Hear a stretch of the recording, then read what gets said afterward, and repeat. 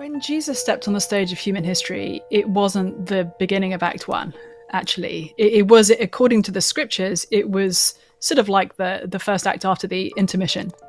And in order to understand who Jesus is as presented in the Gospels, the four accounts of his life in the Bible, it's very clear that we need to understand the story of God's people, the Jews, before the time that Jesus came, and that we need to recognize that Jesus is presenting himself, and those who are writing about him are presenting him as the Messiah of the Jews.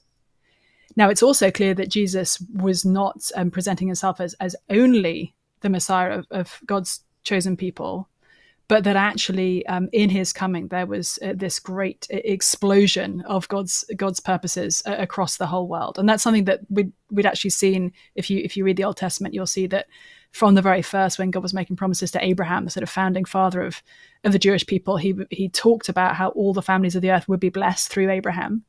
So it's not that this is a kind of completely unexpected move on God's part to expand his purposes so dramatically and his people so dramatically.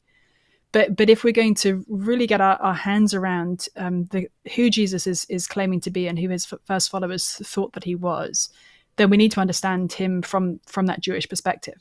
Now, there are some ways in which we can't see how important Jesus' Jewishness is, because some of the assumptions of first century Jews, which would have been very strange in their cultural context, are our assumptions now. For example, most people today, at least in the West, think that if there is a God, then there is one God, and that God will be the God who made all the world, rather than there being sort of multiple gods who might have made different pieces or be kind of ruling over different parts of the universe. For us, for most of us at least, sort of polytheism seems a massive stretch. You know, there are plenty of people who might not themselves believe in God, but would respect those who did. But to say actually there are lots of gods seems, kind of absurd to most of us today.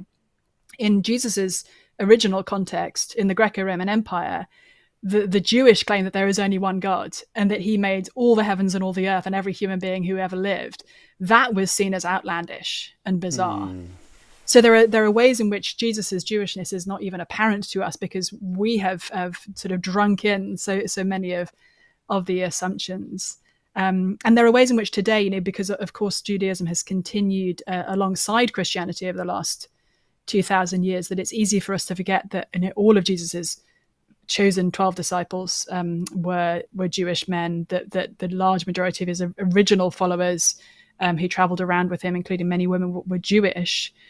And that it was a big question actually in the early church if you could even be a Christian without first becoming Jewish. So there's this kinship between Christianity and Judaism, this sort of heritage that it's easier for us to miss. And in many people's minds today, Jesus is essentially a sort of white Western Messiah, and that the claim that Jesus is in fact the king of all the world seems like a kind of culturally imperialistic move, just another kind of colonizing mode for people, white Westerners like me, especially, European or American folks like you. In actual fact, Jesus is a Middle Eastern man, and the gospel went to people from all sorts of racial and ethnic backgrounds and countries from literally day one of the church, when the Spirit is poured out, as we see at the beginning of the book of Acts. We meet, for example, the first African Christian in the book of Acts, an Ethiopian